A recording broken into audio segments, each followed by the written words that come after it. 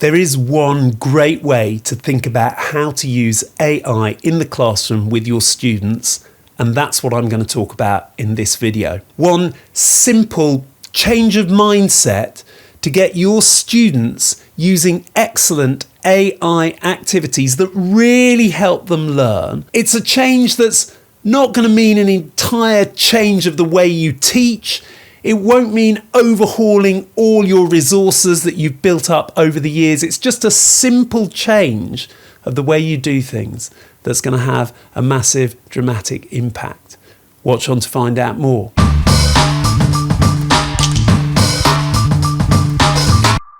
I'm not talking about you using AI outside of the classroom, for example, to prepare your lessons, to make schemes of work, to write your reports for you, any of that.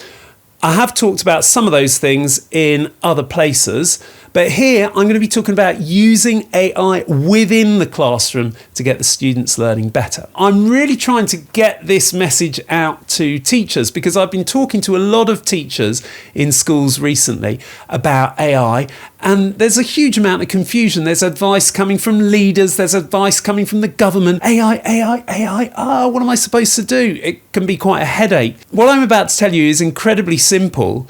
And if you like this video and subscribe to the channel, then it'll get seen by more teachers, and teachers will be able to be a meaningful part of this AI revolution that's coming. And we need to be a meaningful part of it because kids are using AI, whether we like it or not. We can't just ignore the fact that it's happening.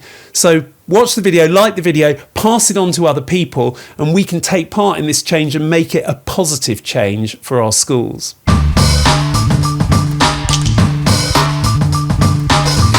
Okay, now the key principle that we need to get into our heads if we want to use AI wisely with students is, am I getting my students to think hard, to think deeply when they're using this tool? Of course, that's what we think as teachers all the time when we're trying to get students to learn, because no learning takes place without deep thinking. We all know that, don't we, as teachers? So if we're getting AI to, plan a student's essay, or if we're saying, let's let AI do the maths homework for the students, then of course that's not helping them to learn at all, is it? Obviously. In fact, that's just going to make them more dumb. And that's, I think, quite a lot of teachers' attitude to AI. They think AI is the enemy.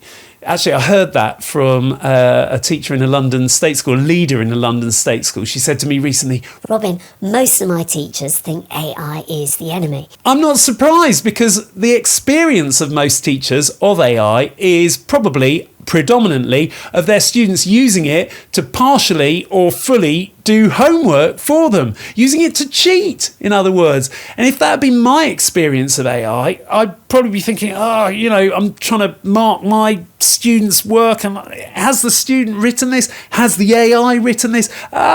This is the end of the world. I think it is the end of the world in some senses, by the way. I think homework, most of it should just be cut completely now that we've got AI. But that's the topic of a different video. What I'm really saying is I can completely understand why teachers are resistant and perhaps even hateful of AI. But that doesn't mean we shouldn't use it in the right way.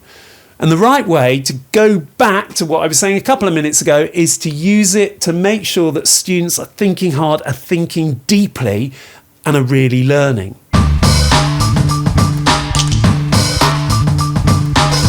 When we want to make sure our students are thinking hard, thinking deeply, are really learning, what strategies do we usually use to make sure that that is happening? Okay, so we could be there in the classroom, we've just taught something, and then what could we do? We could do a discussion, for example, right? We could do a discussion in groups, we could do a discussion in pairs, we could do a whole class discussion, and we could have the students taking notes while we're doing the discussion. That's great. Of course, it does favour the more confident students, probably the stronger students who are more willing to stand up and to talk out. It also means that you as the teacher have got to go around monitoring often the weaker students to make sure that they've made good enough notes and that they are really deeply thinking about what they're supposed to be learning. So It's a good strategy. It doesn't always cover all the students in the classroom. What's another strategy? You could get the students to do some homework on the topic you've just been teaching. Oh no, wait a minute. We've just said that homework can't be relied on anymore. So that's maybe not the best strategy. What else can we do? Just taught a topic. We could get them to do a photocopied activity. Prepare it before the lesson, get to that stage of the lesson. Every single student in the room gets the photocopied activity. They can all be different. You can personalize it for the students. You can go around and check that they've really thought about what they're supposed to be learning and that they've written something down that's meaningful. You can take in their work. You can mark it. You can give them feedback. You can use what you've read from the group to plan your future lessons. And you can show them in the next lesson the feedback that you gave them, and you can help them to improve. That's a pretty good way of getting good coverage of your entire class to make sure they've all learned what you wanted them to learn. There are a couple of problems with it. One of them is that you've got to do all that marking. You might have 30 books to take home just to mark that small exercise, which is what you would do if you're a conscientious teacher and you really want to make sure you know where everybody in the class is at. But it's a massive addition to your workload, so that's not ideal. And the second thing that's not ideal is that by the time you give the feedback to the students, they've forgotten what they were thinking when they wrote that down in the first place. And so your feedback comes with a large lag, which is not brilliantly helpful for their learning. So there are a couple of areas in which even photocopied activities aren't perfect.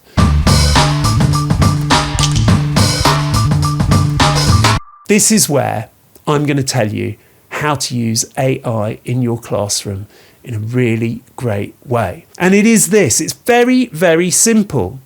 All you've got to do is, instead of getting your photocopied activities ready and doing those with your students at that moment in the lesson when they each need to be thinking hard about what's been taught, instead of that, get them to do an AI Socratic questioning activity. That's it. It's just a very simple change of mindset.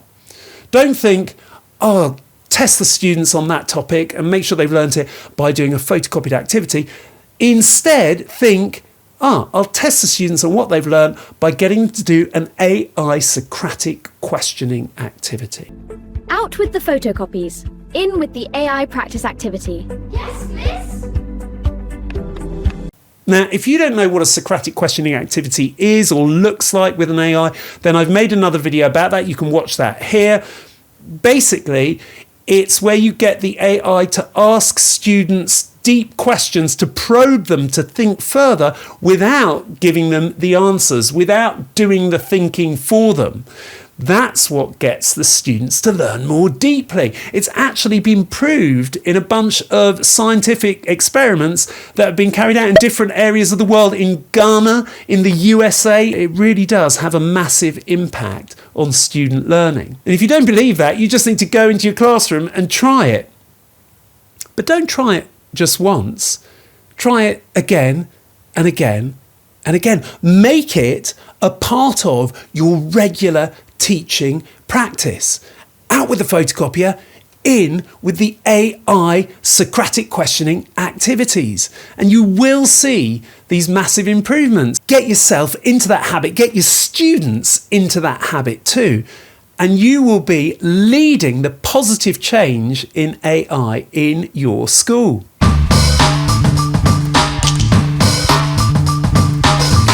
Now, there is one rather big, well, in fact, gigantic block to what I'm suggesting here, particularly if you're working in a state school.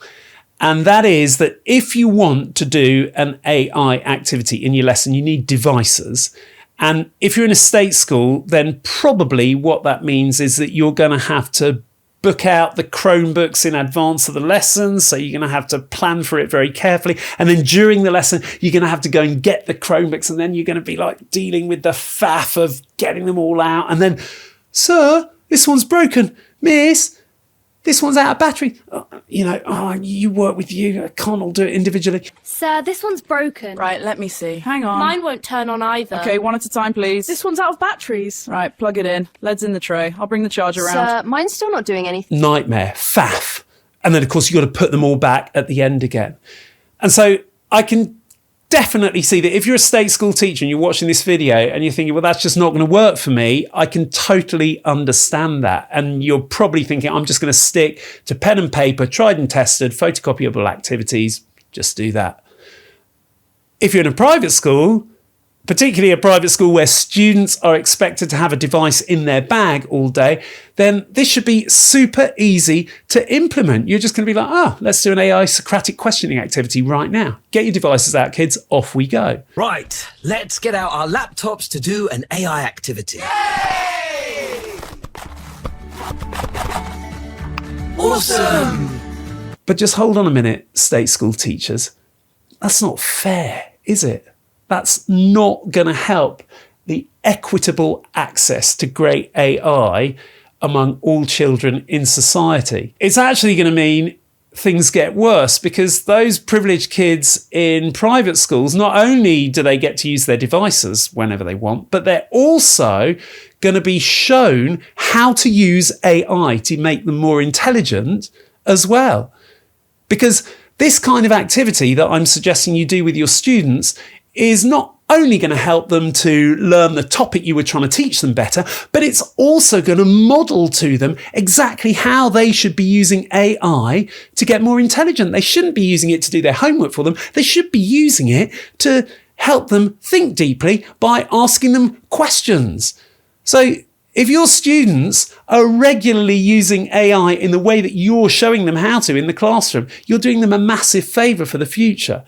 And so state school teachers, you should really, really think about that and weigh it up against the faff of having to go and get the Chromebooks every time and put them away again and deal with all the broken ones. You should be thinking, I want my kids to have the same advantages that kids in a private school are going to have. I want my kids to be able to do AI activities in my lessons. I'm just going to deal with the faff, because I know it's the right thing. I know it's going to help them. It's going to help them learn more deeply. It's going to help them learn how to use AI. State or private school, give it a go. Make it a habit. See how you get along. See the improvements that happen with your students, because there will be massive improvements. You're going to be more relaxed because you're not going to have to do so much marking whilst they're learning more. And it's really going to have a great positive impact on how they learn. Let's get the word out there. Teachers need to be a part of how students use AI. We need to be showing students how to use it well. We need to be guiding them. So share this video and be part of the positive change with AI in your school and in our schools.